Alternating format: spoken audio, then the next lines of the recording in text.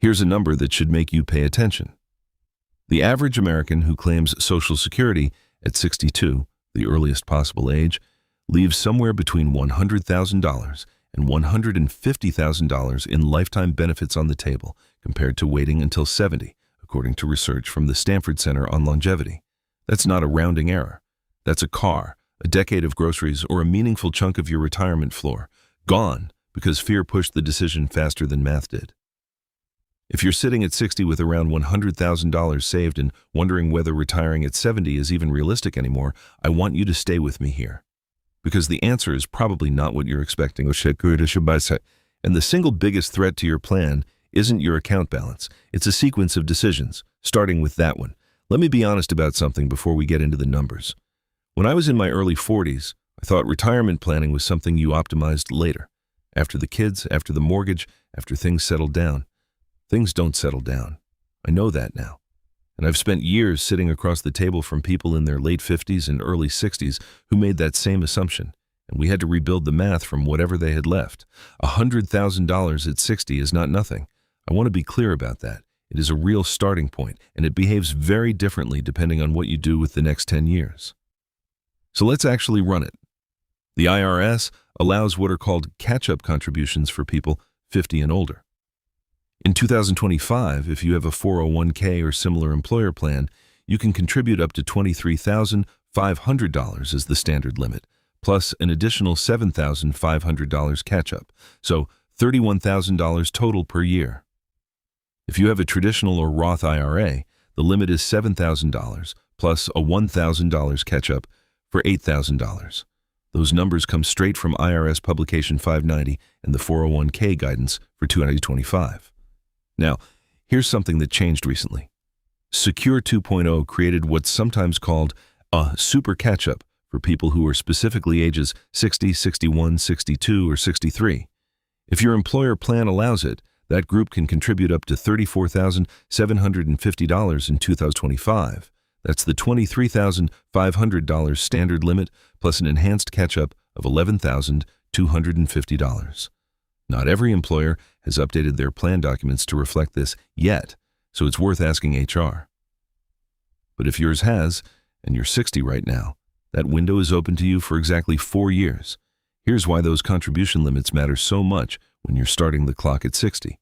If you max out a 401k at $31,000 a year, or take advantage of the super catch-up at $34,750, and you earn a conservative 6% average annual return, you're looking at adding somewhere between $430,000 and $480,000 over 10 years, depending on exact timing and compounding.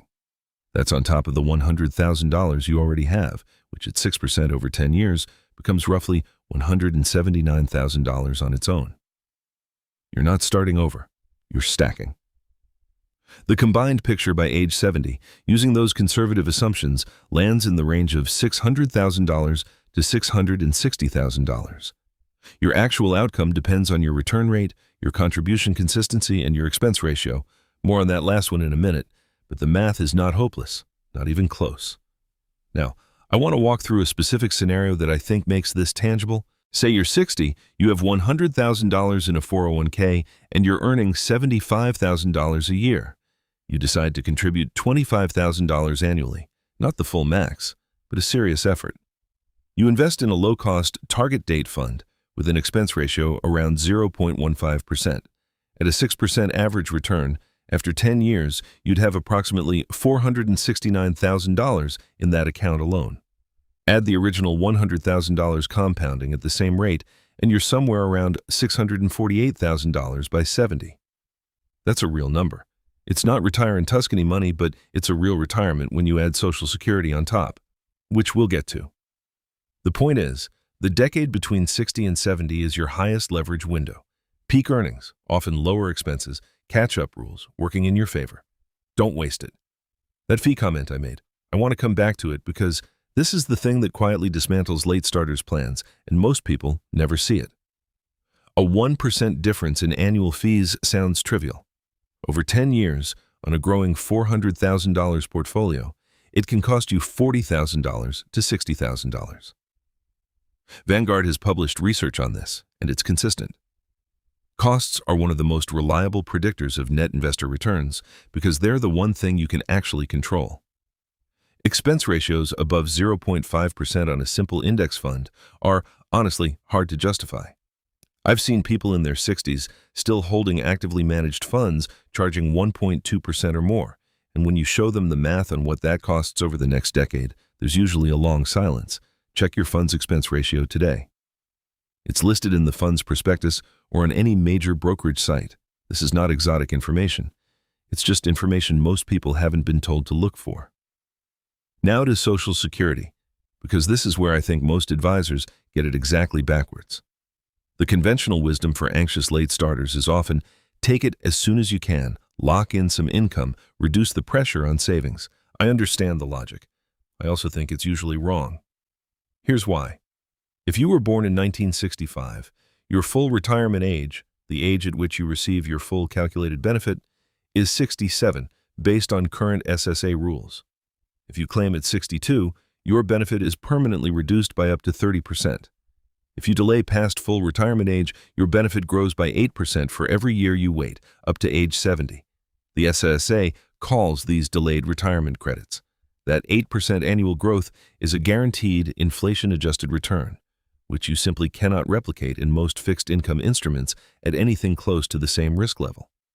If your full retirement age benefit is $2,000 a month and you wait until 70, you're looking at roughly $2,480 a month. That's $480 more every single month for the rest of your life, adjusted for inflation via COLA. If you live to 85, and women especially should run this math, given that SSA data shows the average 65-year-old woman lives to about 87, the cumulative difference is enormous. Here's what I'd tell someone who pushes back and says, but what if I need the money sooner? And I hear this all the time. If you have $600,000 in savings by 70 and delay claiming, you can spend down some savings in your late 60s while that Social Security credit accumulates. This is sometimes called a bridge strategy. You're not waiting out of stubbornness. You're buying a higher permanent income floor for the rest of your life and using your own assets as the bridge to get there. Whether that trade-off makes sense depends on your health, your family longevity history, and whether you have a spouse. A married couple has completely different optimization math than a single filer. But the default, for most people in decent health, is to wait as long as financially survivable. There's one more risk I want to name because it genuinely surprises people who've done the savings math correctly and still feel uneasy. It's called sequence of returns risk, and it's the reason two people with identical average returns and identical account balances can have completely different retirement outcomes. Here's the short version. If the market drops hard in the first 2 or 3 years after you stop working and start drawing down savings, you're selling shares at low prices to cover expenses. Those shares aren't there to recover when the market bounces back.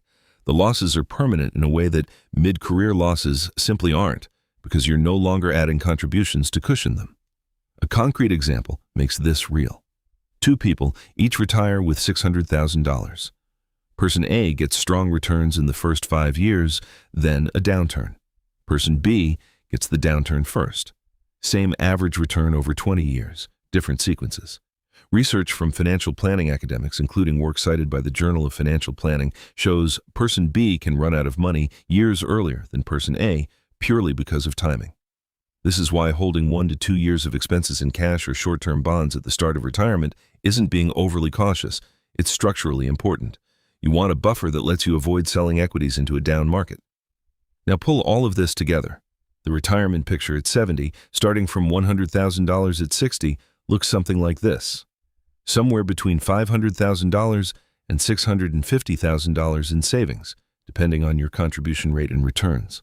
A Social Security benefit that, if you delay to 70, could be $2,000 to $2,800 a month or more, depending on your earnings history, and a withdrawal strategy that protects against sequence risk in the early years. That's not a crisis. That's a plan. It's not the plan someone builds at 35, but it's a real retirement, especially if your expenses are manageable and you're not carrying significant debt into it. I research retirement strategy for a living, and the number of people I've seen write off their own situation because they ran the simple math wrong or ran the right math in a panic is genuinely frustrating to me. The decade from 60 to 70 is underrated. Catch-up rules, Social Security growth, compound interest on existing savings, they all accelerate during this window. What you do between now and 70 matters more, dollar for dollar, than almost any other decade. One thing I'd add that doesn't always make it into these conversations: healthcare. If you retire at 70, Medicare eligibility kicks in at 65, which means you've got a 5-year gap if you stop working before that. COBRA runs a maximum of 18 months. After that, ACA marketplace plans are the primary option for most people, and premiums depend heavily on your income and state. This isn't a reason not to retire. It's a reason to build healthcare costs explicitly into your bridge strategy. Some people keep part-time or consulting work through 65 specifically to maintain employer coverage or keep marketplace premiums lower. That's not a failure of planning. That's actually smart sequencing. I'm not a licensed financial advisor. This is general education, not personalized advice. Consult a fiduciary before acting. If any of this landed for you, hit subscribe. I put out new episodes regularly on exactly this kind of planning for people who are building toward retirement from wherever they actually are, not where they wish they'd started.